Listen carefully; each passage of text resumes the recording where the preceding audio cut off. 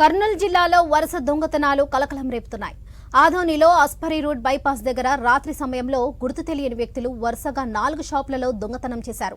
షాపుల్లో సీసీ కెమెరాలు ఉన్నా కూడా దొంగలు చాలా చురుగ్గా మెయిన్ వైర్లను కట్ చేసుకుంటూ సీసీ కెమెరాలను ధ్వంసం చేస్తూ షాప్ రేకులను కట్టర్లతో కట్ చేసి దొంగతనం చేశారని షాప్ యాజమానులు తెలిపారు. పోలీసుల గస్తీ లేకపోవడం వల్లనే దొంగలు విరుచుకుపడుతున్నారని షాప్ యాజమానులు వాపోతున్నారు.